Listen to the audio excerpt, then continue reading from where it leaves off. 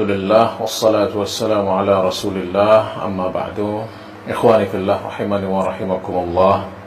Sebagaimana yang sudah kita janjikan bahwa insyaallah selama di bulan Ramadan ini, walaupun secara fisik kita tidak bisa bertemu untuk melaksanakan kajian, tetapi kita akan tetap melaksanakan kajian walaupun dengan media-media yang lain yang bisa kita manfaatkan. Dan ada beberapa tema yang akan kita kaji di bulan Ramadan nanti, yaitu diantaranya adalah sirah Nabi kita Nabi Muhammad sallallahu alaihi wasallam.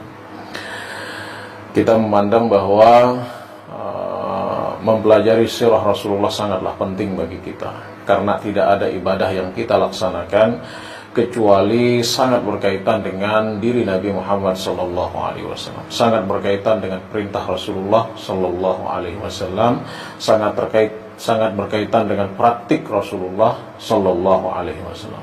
Sebagaimana yang beliau katakan dalam sebuah hadisnya tentang salat, sallu kama raaitumuni usalli. Salatlah sebagaimana kalian melihat praktik salatku. Di dalam haji juga misalnya beliau bersabda, khudhu anni manasikakum, ambillah dariku praktik-praktik atau cara kalian melaksanakan ibadah haji.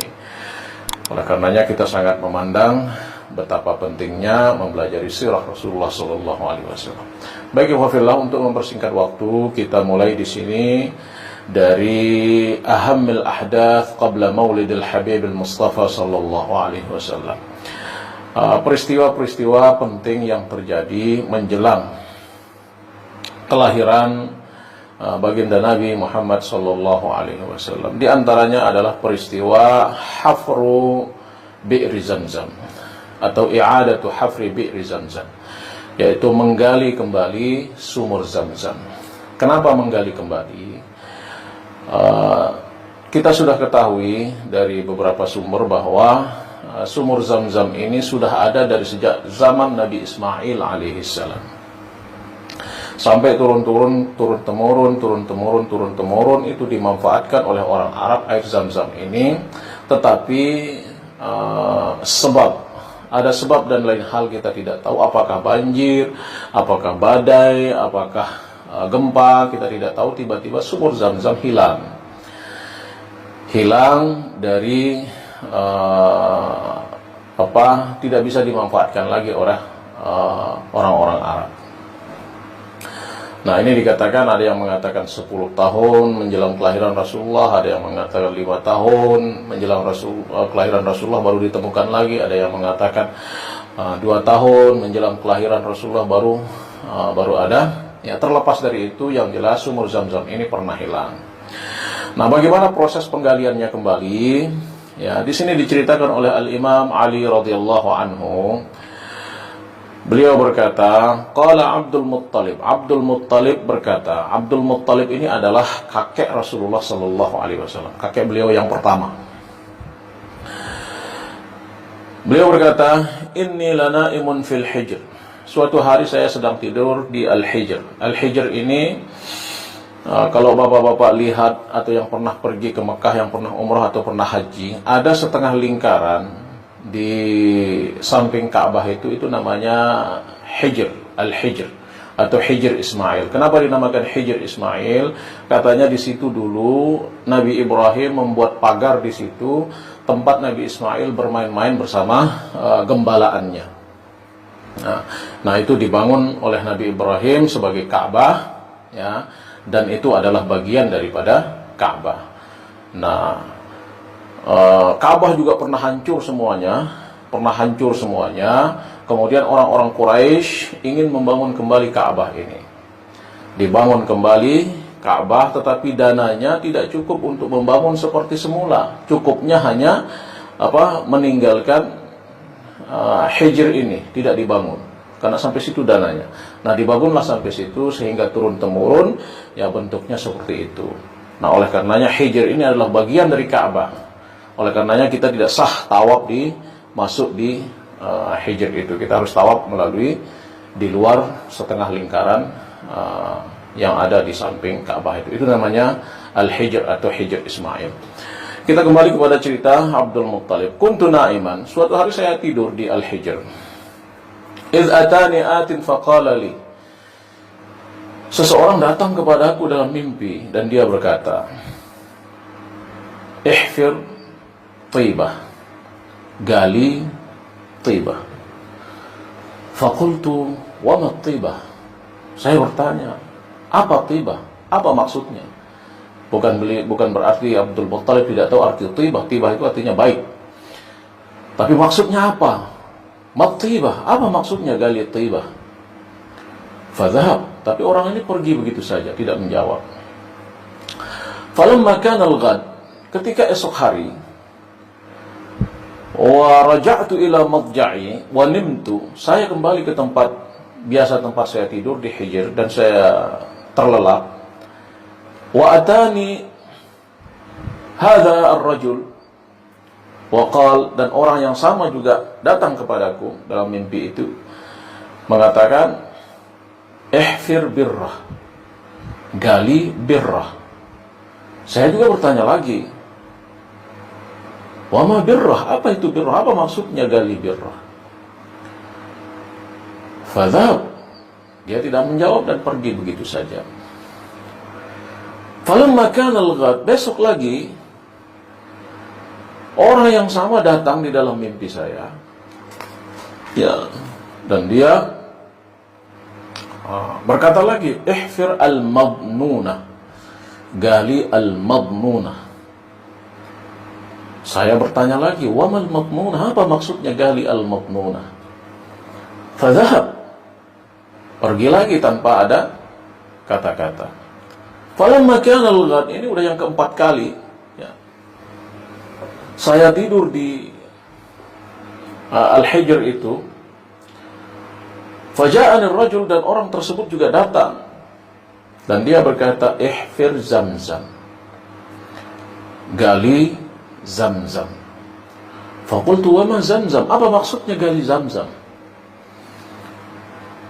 Jadi orang Arab sudah tahu sumur Zamzam itu, tapi maksudnya apa? Maksudnya gali Zamzam. Apa? Kali ini orang itu menjawab dengan mengatakan, qala la tanzifu abada, dia tidak akan pernah kering selamanya. Wala tudhammu, dan dia tidak akan keruh atau tidak kotor. Tasqil hajij al-a'zam, dan dia akan memberikan minum kepada jamaah haji yang agung. Jadi semua jamaah haji akan minum di situ. Wa hiya baina al-farath wad dam, posisinya sumur itu katanya antara faras dan dam. Wa 'inda nuqratil ghurabil a'sam, persisnya tempatnya mengais atau menyocok tanah al-ghurabul a'zam. Al-ghurabul a'sam yaitu burung gagak al-a'sam. Al-a'sam itu burung gagak yang ketiaknya terdapat sedikit putih, itu namanya al-ghurab al-a'sam. Wa 'inda qaryatin naml, mau tepatnya lagi katanya di tempat sarang semut. Lalu beliau terbangun, kakek Rasulullah Abdul Muttalib ini terbangun dan paham maksudnya, langsung beliau mengambil al-mi'wal dan mengajak anak-anaknya untuk menggali posisi yang sudah diberitahukan di dalam mimpi tersebut. Dia mengajak anak-anaknya untuk menggali sumur Zamzam ini, dan digali tepat di posisi yang ditunjukkan itu, yaitu di sarang semut, tempat mengaisnya burung gagak antara faras dan dam. Beliau gali. Ketika sudah ketemu dengan bibir sumur itu, kabbar, beliau mengucapkan takbir, Allahu Akbar. Qala Ibnu Ishaq, falamma bayyana lahu sya'nuha wa dulla ala mawdi'iha wa arafa annahu shadiq.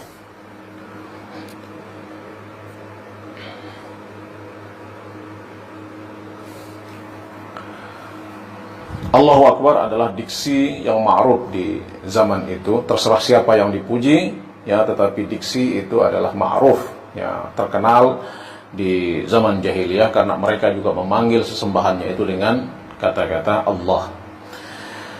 Sebagaimana disebutkan di sini oleh Ibnu Ishaq, beliau berkata, walaysa ma'ahu yawma idzin fahafara fiha falamma bada li 'Abdul Muttalib at-tayy kabbar. Ketika Abdul Muttalib sudah menemukan bibir sumur itu, dia langsung mengatakan Allahu Akbar. Itu cerita dari penggalian kembali sumur Zam-Zam menjelang kelahiran Rasulullah sallallahu alaihi wasallam. Adapun kemuliaan air Zam-Zam ini sudah banyak kita ketahui tentang kemuliaan air Zam-Zam ini sebagaimana yang disebutkan di dalam hadis Rasulullah sallallahu alaihi wasallam tentang kisah keislamannya Abu Dzar Al-Ghifari. Di situ Rasulullah bersabda, apa kata beliau? Innaha mubarakah. Sesungguhnya air ini berkah. Wa innaha ta'amu tu'min. Sesungguhnya dia makanan orang makan. Kenapa dia ta'amu tu'min? Karena orang yang minum air Zam-Zam itu sama dia dengan makan, bisa kenyang. Makanya dinamakan oleh Rasulullah ta'amu tu'min. Dalam hadis lain yang diriwayatkan oleh Ad-Darqutni wal Hakim dalam sahihnya, an Ibnu Abbas radhiyallahu anhu an Nabi sallallahu alaihi wasallam, dari Nabi sallallahu alaihi wasallam beliau berkata, ma'u Zamzam lima syuribalah. Air Zam-Zam itu tergantung niat orang yang meminumnya. Kalau niatnya ingin qat'uz zama, menghilangkan haus, hausnya akan hilang. Kalau niatnya ingin kenyang, insyaallah dia akan kenyang. Kalau niatnya ingin menghilangkan penyakit, insyaallah penyakitnya akan dihilangkan oleh Allah Subhanahu wa taala. Inilah fadail, kemuliaan air sumur Zam-Zam. Insyaallah kemuliaannya akan dipelihara oleh Allah Subhanahu wa taala.